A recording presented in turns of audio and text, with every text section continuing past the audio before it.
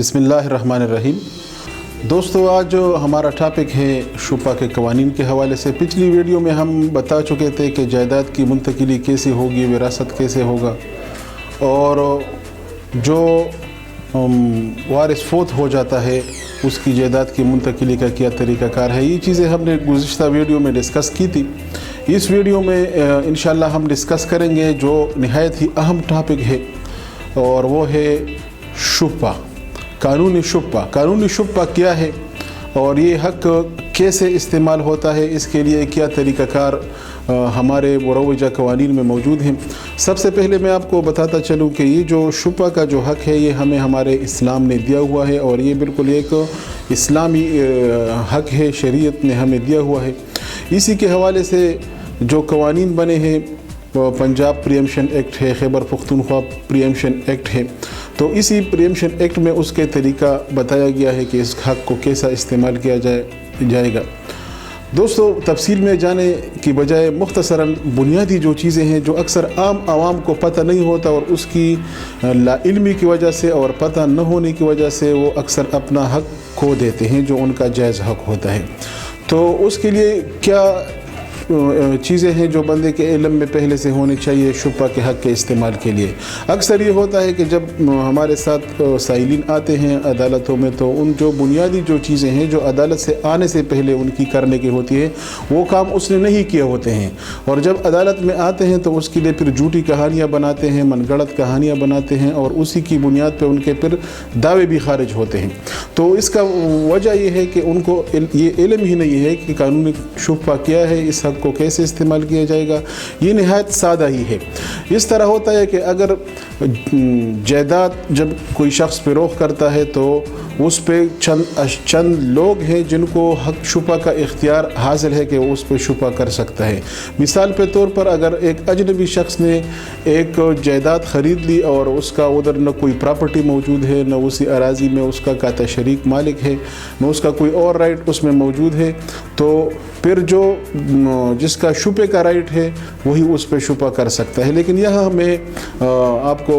बताता चलूँ कि कौन लोग हैं जो शुपा का राइट रखते हैं। सबसे पहले उसमें यह है कि जो प्रॉपर्टी फ़रोख्त हुई है उसमें अगर कोई को ओनर है, काता शरीक मालिक है, तो उसका प्रॉपर्टी का शुपा का हक़ सबसे पहले है। दूसरा उसमें है जो पुल्ला शरीक है, जिसका उस अराज़ी के साथ पुल्ला लगा हुआ है, वो बाउंड्री उसकी लगी हुई है, तो वो उसका राइट बनता है। एक और शख्स है जिसको नुकसान है उस अराज़ी के फ़रोख्त होने से, और उनको वो ज़रूरत है क्योंकि उसका रास्ता दूसरी ज़मीनों का उधर से जाता है, पानी का रास्ता उधर से जाता है, और वो शख्स ज़मीन वही जायदाद जो फ़रोख्त हुई है उसका शुपा का हकदार है। शुपा का हक़ इस्तेमाल कैसे होगा, बस यही 2-3 चीज़ें हैं कि जो अब हमें जहन में रखनी चाहिए, क्योंकि अगर ये जहन में ना हो तो आपका ये जो बुनियादी हक़ है, बुनियादी राइट है, इसको आप खो देंगे। सबसे पहले ये है कि जब कोई जायदाद फ़रोख्त हो जाती हो और आपका शुपा का हक़ हो, और जिसने फ़रोख्त की हो उसने न आपको कोई नोटिस दिया हो, न आपको कोई इत्तला दी हो, बमुताबिक कानून फ़रोख्त कुनिंदा को जो शुपे का जो हक़ रखते हैं जो लोग, उनको नोटिस देना होता है कि मैं ये अराज़ी फ़रोख्त करता हूँ, अगर आप लेते हैं तो आप आ जाएं, ले लें उसको। लेकिन अगर यही नोटिस उसने नहीं दिया हो, फिर जब आप शुपे का हक़ इस्तेमाल करेंगे तो उसके लिए बुनियादी जो पहली शर्त है का शुपा के हमारे कानून में सेक्शन 13 में पहली जो हक़ है वो ये है कि आप तलब मवासिबत जिसे कहते हैं, जो पहली शर्त है उसके लिए तलब मवासिबत जिसे कहते हैं, और जंपिंग डिमांड भी उसे कहते हैं, कि जब कोई आपको इत्तला देता है कि वो फ़लाँ अराज़ी फ़रोख्त हो गई है और आप फ़ौरन उसी मजलिस में उसी वक्त अपनी इंटेंशन का इजहार कर लेते हो, तो इसका मतलब है कि आपका राइट क्रिएट हो गया। लेकिन अगर आपको पता चला, आप एक मजलिस में बैठे हुए हैं और किसी ने आपको इत्तला दी कि वो अराज़ी फ़रोख्त हो चुकी है, और उस वक्त आपके जहन में ख़रीदने का न कोई ख्याल आया, न उस टाइम आपका कोई ऐसा रिएक्शन आया कि जिससे ये ज़ाहिर हो कि आप ये अराज़ी ख़रीदना चाहते हो, और उसी मजलिस से आप उठ गए और बाद में फिर सोच विचार के बाद आप कहते हो कि मैं शुपे का हक़ इस्तेमाल करूँगा, ये राइट आपने نے ویو کر دیا, ضائع کر دیا. جب آپ کو اطلاع ملتی ہے, جیسے ہی آپ کو اطلاع ملتی ہے, سب سے پہلے آپ یہ کریں گے کہ اگر آپ کے ذہن میں ہو کہ میں نے یہ خریدنا ہے, آپ کو اس سے نقصان ہو, تو فوراً اس کا اظہار کریں گے اسی مجلس میں. اگر مجلس میں اظہار نہیں کرتے تو میننگ دیر بائی کہ پہلی ڈیمانڈ جو ہے, پہلی شرط جو ہے وہ آپ نے پوری نہیں کی. تو جو پہلی شرط ہے اس کے بارے میں نے بتا دیا. دوسری پھر کون سی شرط ہے جس کو پورا کرنا ہوتا ہے؟ 3 شرائط ہیں بس. ایک میں نے بتا دیا کہ طلب مواسبت ہے. دوسری جو شرط ہے وہ پھر یہ ہے کہ جب آپ کو پتہ چلا, اطلاع ملی, آپ نے پہلی شرط پوری کی, تو اس کے بعد پھر آپ جائیں گے اور جس نے زمین خریدی ہو, جائیداد خریدا ہو, مکان جو بھی چیز ہو خریدی ہو, اسی خریدار کو آپ نوٹس دیں گے تھرو وکیل کے ذریعے, یا خود اگر آپ کو معلوم ہو کہ نوٹس میں کیا کیا چیزیں تحریر کرنی ہے خود بھی کر سکتے ہیں, لیکن وکیل کے پاس جانا ضروری ہوتا ہے کیونکہ جو اس کی بنیادی لوازمات ہیں نوٹس کی اس میں وہ تحریر کرے گا. تو یہ ہے کہ آپ نوٹس بھیجیں گے, اس پہ گواہ 2 ٹروتھفل وٹنسز اس پہ دستخط کریں گے یا نشانی انگشت اس پر ثبت کریں گے. یہ ہو گیا نوٹس طلب اشہاد. لیکن یہ اتنا سمپل نہیں ہے جتنا میں نے آپ کو بتا دیا کہ بس آپ گئے اور ایک پیپر پہ لکھ دیا اور آپ نے بھیج دیا. اس کے لیے بھی ایک پراپر طریقہ کار ہے. اگر وہ آپ اپلائی نہیں کریں گے تو میننگ دیر بائی کہ آپ نے اپنا شپے کا حق ضائع کر دیا. اس کے بغیر آپ کا شپہ نہیں چلے گا. کیا چیزیں ہیں,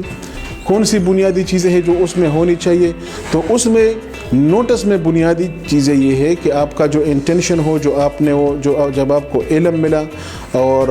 اطلاع ملی, علم ہوا, تو وہی چیز آپ تحریر کریں گے. دوسری چیز جب اس میں دن آپ تحریر کریں گے کہ کس دن کو آپ کو اطلاع ملی, کس تاریخ کو آپ کو ملی, کون سا مہینہ تھا, کون سا سال تھا,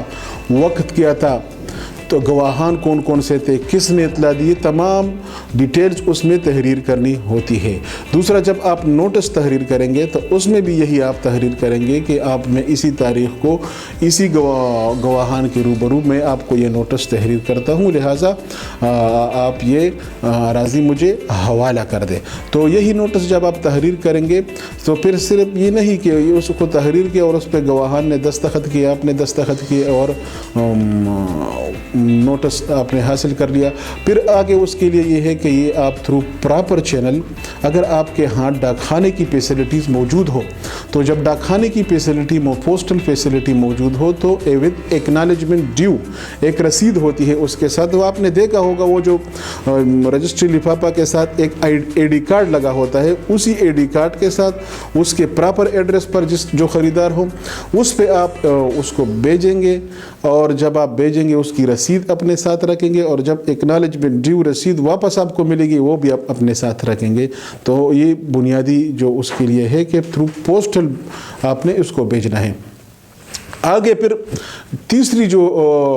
شرط ہے اس کے لیے, یہ ایک زنجیر ہے ایک قسم کی. پہلا جو میں نے آپ کو بتا دیا طلب مواسبت, دوسرا جو میں نے بتا دیا طلب اشہاد, یہ جو نوٹس آپ نے بھیجا یہ طلب اشہاد ہو گیا. تیسرا جو اب ہو گیا اس کو کہتے ہیں طلب خصومت, یعنی رائٹ ٹو سو, کہ آپ مقدمہ ابھی اس کے بعد کریں گے, عدالت میں جائیں گے. اگر انہوں نے آپ کے نوٹس کے جواب نہیں دیا اور نوٹس کے وصولی کے بعد آپ کو وہ اراضی منتقل نہیں کی, تو پھر آپ جائیں گے عدالت میں مقدمہ کریں گے, اور مقدمہ کے ساتھ پھر انتقال کی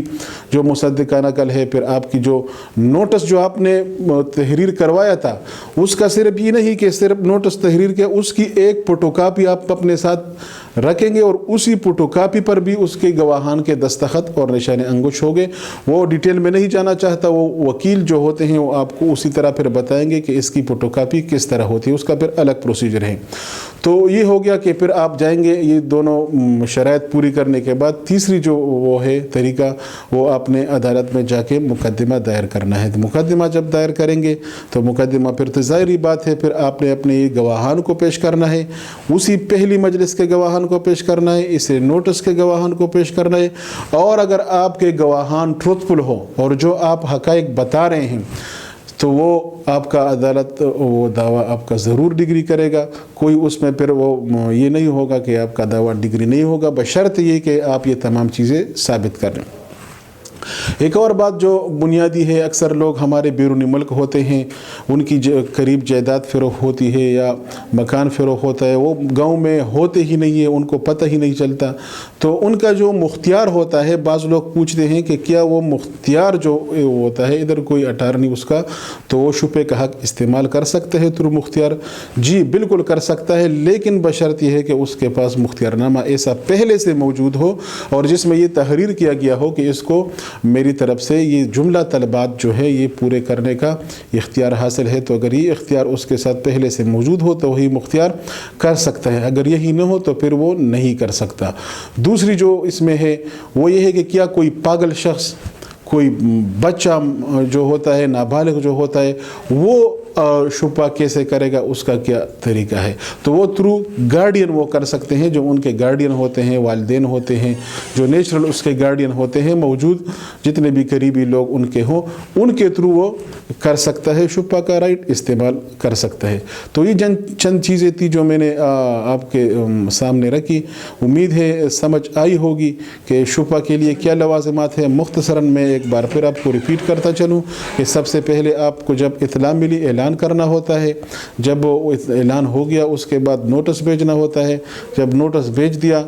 رسید، ڈاکخانہ سب کچھ اپنے ساتھ کاغذات لے کر، تیسرا جو ہے نا آپ نے دعویٰ کرنا ہوتا ہے اور عدالت میں جا کے ثابت کرنا ہوتا ہے۔ لیکن ایک بات کا خیال رکھنا ہوتا ہے، کیونکہ ایک اسلامی رائٹ ہے، اسلامی رائٹ کا استعمال ہے، تو اس کے لیے جو شرط ہے گواہان کی وہ یہ ہے کہ وہ تزکیۃ الشہود پر پورے اترتے ہوں، اور تزکیۃ الشہود پر پورے اترنے کا یہ ہے کہ وہ ڈکیتی میں کدھر ملوث نہیں ہو، جرائم پیشہ لوگ نہ ہوں، جھوٹے نہ ہوں، پہلے سے کوئی اس قسم کا ان کا کرمنل یا ریکارڈ موجود نہ ہو جس سے ثابت ہوتا ہو کہ یہ پیشہ ور گواہان ہے اور ان کا کام ہی یہ ہے۔ شپہ کے رائٹ بالکل ایک اسلامک رائٹ ہے، بالکل اس کو استعمال کرنے کے لیے یہی جو طریقہ قانون میں دیا گیا ہے، اسی کے تھرو اگر آپ جائیں گے تو انشاءاللہ آپ کا کبھی اپنا حق کھوئیں گے نہیں۔ لیکن اگر یہ نہیں ہوگا پھر آپ جتنی بھی کوششیں کریں گے، جتنے بھی جتن کریں گے، آپ اپنا حق زائل کریں گے۔ آج کے لیے یہ اتنا ہی کافی تھا۔ انشاءاللہ جو اگلی ہماری ویڈیو ہوگی اس میں ہم آپ کے ساتھ پھر وہ دیگر جو لا پوائنٹس ہے وہ ڈسکس کریں گے۔ بہت سارے ہمارے دوستوں کی خواہش ہے کہ